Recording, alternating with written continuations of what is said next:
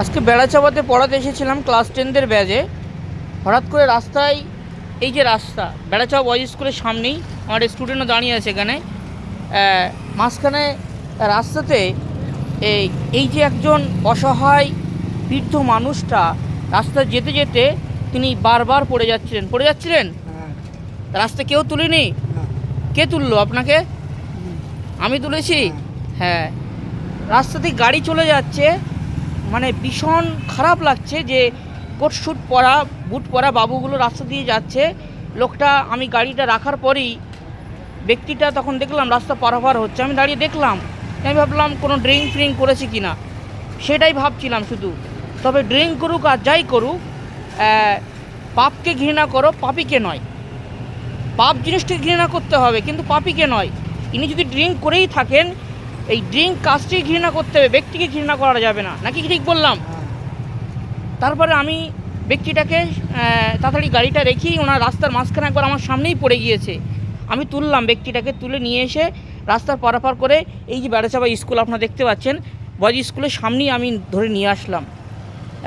সত্যি খুব খারাপ লাগছে যে দেশ বদলেছে, আমরা বলি আমাদের দেশটা ডিজিটাল হয়েছে, কিন্তু এই সমস্ত মানুষগুলো রাস্তায় অসহায় অবস্থা যখন পড়ে, শিক্ষিত সমাজ বলে দাবি করি, আর তারা কেউই তুললো না এই ব্যক্তিটাকে, কেউই তুললো না আপনাকে। কোথায় গিয়েছিলেন আপনি? হ্যাঁ, শ্মশানে। কেন ওখানে যান আপনি? ওখানে যাবার দরকার নেই, যখন সময় হবে শ্মশান বা কবরে যাবার, তখন মানুষ নিয়ে যাবে, আপনি খবরদার ওখানে যাবেন না। খিদে পেয়েছে আপনার?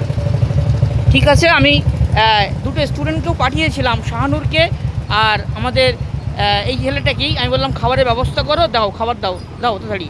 ঠিক আছে, আসলে এটা আমি দেখানোর জন্য নয় যে আমি এই কাজটা করছি, এরকম কাজ মানে সৃষ্টিকর্তার কৃপায় খুলে দাও, ভালো করে রেডি করে দাও, কৃপায় অশেষ রকমতে অনেক এরকম কাজ করি।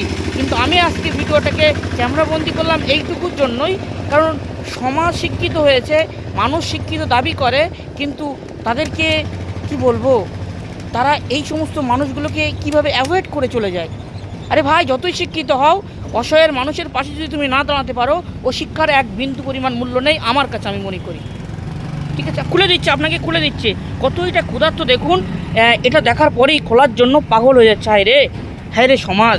ঠিক আছে, হ্যাঁ ভাত দেবে, ভাত দাও, এখানে দাও, ভালো করে দাও, খেলে না। ওটা খুলে দিচ্ছে, ওটা খুলে দেবে। হ্যাঁ, বেঞ্চে দিতে হবে না, এখানেই দাও, খিদে লেগেছে। খুলে দিচ্ছে, ওটা খুলে দিচ্ছে। এটা খাওয়া শুরু করো।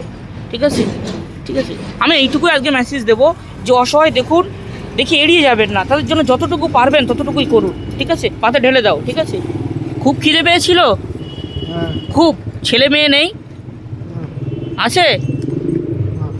হায় রে। ঠিক আছে, ঢেলে দাও ভালো করে।